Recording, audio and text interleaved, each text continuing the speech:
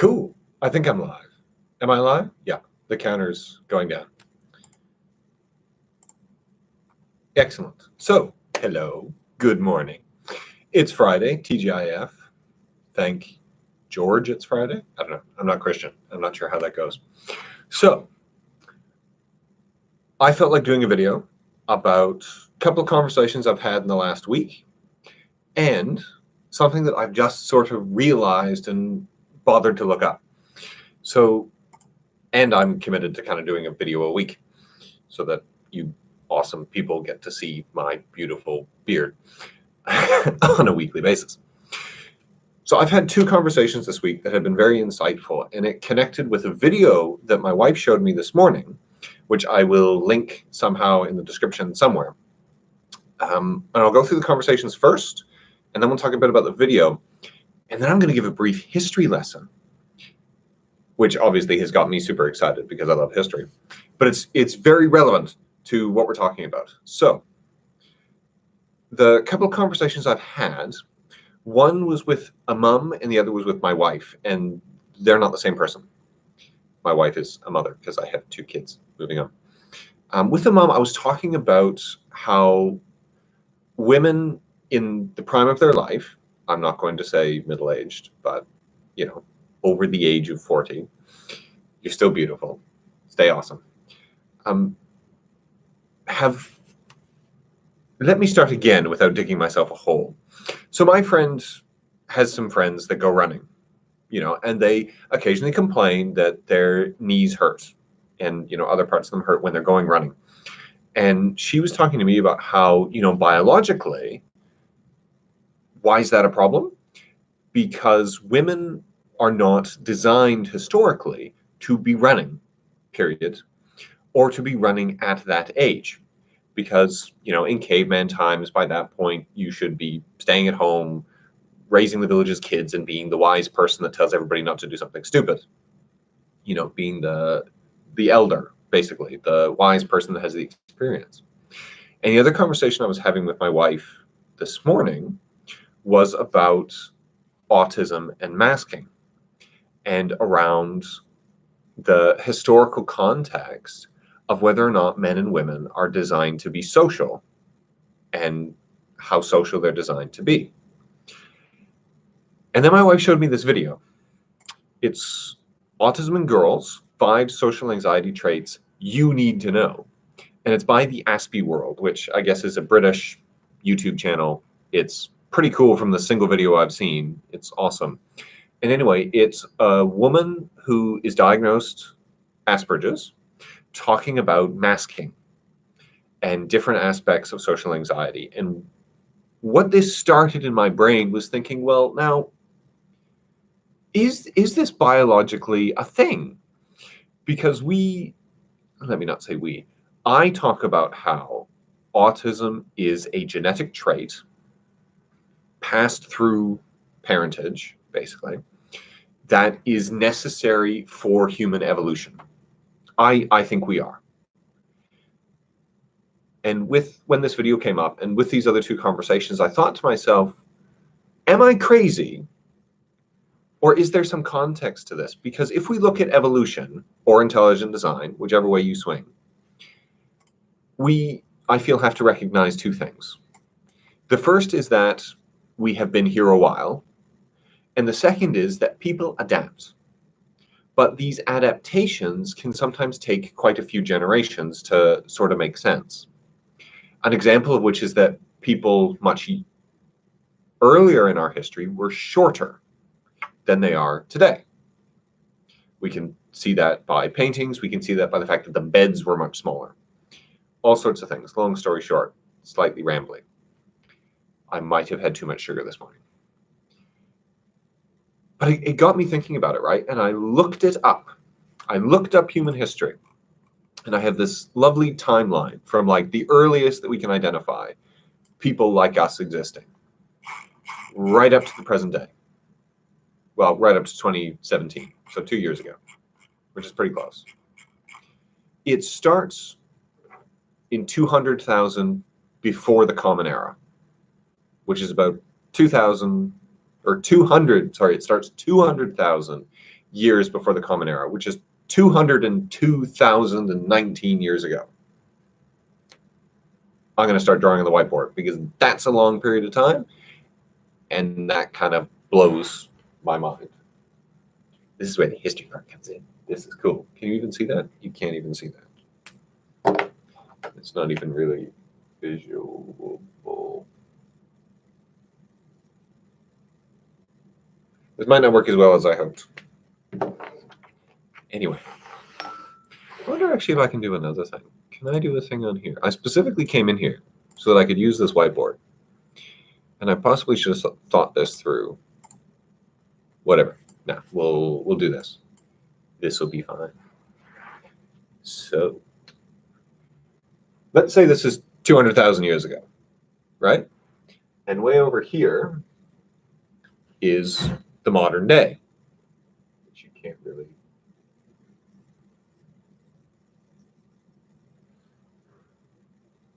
I'm going to change the lighting.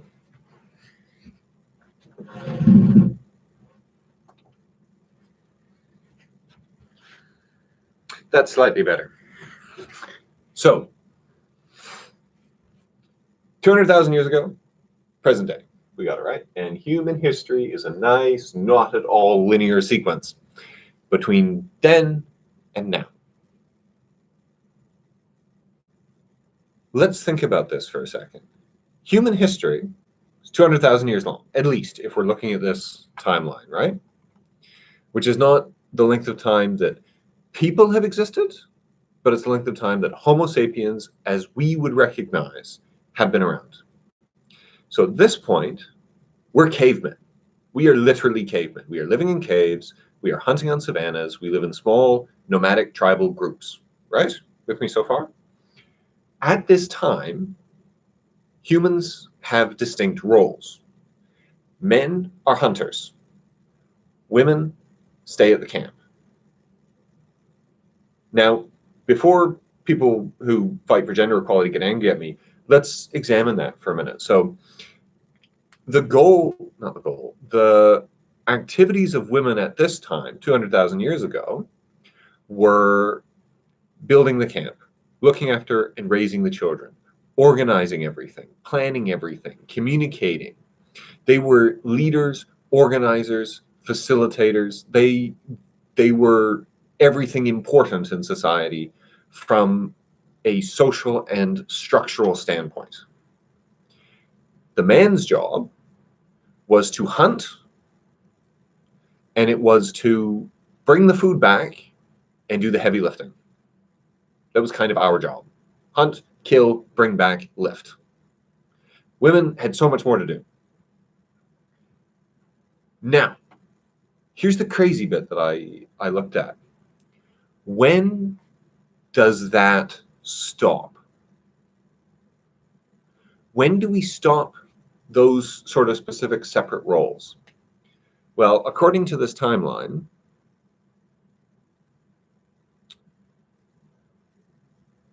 (4,242) before the birth of, or before the Common Era, is when we really sort of properly, the first identifiable large-scale civilization, which is Egypt, is kind of around, right? Oh, no, sorry, it's 8,000. I'm not even reading the timeline right. 8,000 before the birth of Christ is the Neolithic Revolution, which is when agriculture, so planting and farming, actually became a thing. Before that, we were hunter-gatherers. After that, we were building cities, right? So 8,000 before the birth, or before the Common Era, which is there, roughly. There. That's 8,000 before the Common Era, which is roughly 10,000 years ago, or 1,000 generations. I'm going to let that sink in. So for 1,000 generations, we have been working towards the internet, modern egalitarian society, the ability to go into space, and the ability to diagnose people with autism. For the entire rest of our existence, we had these clear, defined roles. Why does that matter? Plain and simple, because our bodies are still biologically adapted for this, not for this. We've had such a long period of time doing that that's what we're designed to do. That's why if you look inside of the average woman's brain, you will see that the bit that connects the two sides is thicker, which is why, so it allows passage of information in greater amounts and faster, which is why women are better at multitasking in general. Men in general are larger and stronger, still, because we needed to be. Now here's where the crazy thing comes in relation to socializing and masking. Men are not designed to socialize verbally. Because if you think about it, 200,000 years ago, when we're hunting, you can't be having a conversation because the boar is going to hear you and run away. You know, the mammoth is going to catch wind of you chatting to your mates and it's going to run off. Women, however, needed to communicate socially because they were at the camp and they had to organize things. They had to coordinate everything. They had to, you know, you go and do that. You go and do this. So I'll do this and so you can do that. You get this much mud. I'll get this much sticks. And together we'll work and build these huts. Men didn't need to communicate frequently or as frequently. Women needed to do it for the function of society. And I guarantee you that is how, well, I don't guarantee you because I wasn't there, but I reckon that is how the Neolithic Revolution occurred, is women began to organize on a greater scale. They began to socialize on a greater scale and organize and coordinate the planting of large amounts of crops and the care of livestock. What does this have to do with autism, which ultimately is what this channel is about? So the video I'm going to link into this is about masking, particularly with women. And I have seen a lot on my newsfeed in Facebook, discussions and comments and news articles about women not being diagnosed enough and women, you know, being missed until they're older, and how difficult it is for women to be diagnosed with autism or Asperger's, period, let alone later in life, because they mask so well. Pretty sure we've done a video on masking. If not, let me know and I'll do another one because it's really cool. Or just watch the video I'm going to link to this because it's very, very interesting. But think about it. Women are designed to be social because they needed to be for a very long period of time to coordinate our activities as a society, whereas men did not. So us basing diagnostic criteria for autism largely on social aspects is just daft. Am I the only one that sees that? It's just daft. Because men naturally, biologically, are less social than women, and women biologically are designed to be social.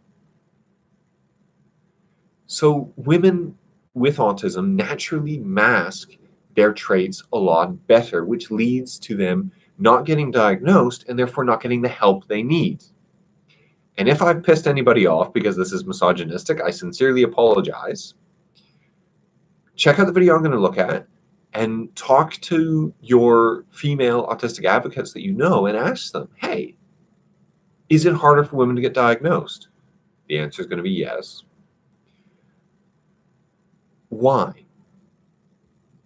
And they're probably going to give you an answer not as crazy and long-winded as mine, because I'm a crazy history buff, and I just kind of realized this and I went, ooh. But they're going to say that it's because of the diagnostic criteria being focused on the social detriments, negatives, whatever you want to call it. That's not the word that I would use. Aspects of autism.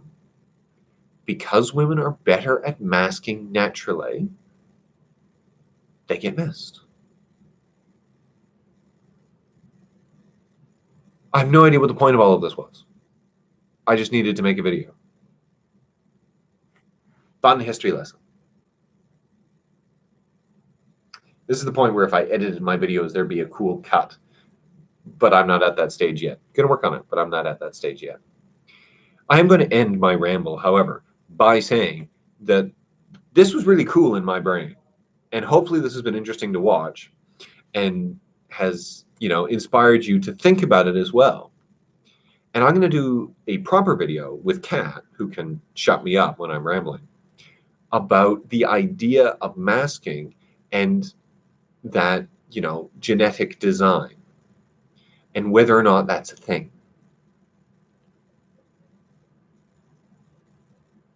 This is the awkward silence where I should really just shut up and stop the video. So yeah, have a good day. Hope this was interesting, and check out the video I linked to this because it was pretty cool and very informative. Stay awesome. Awkwardly, I have to end the live stream now.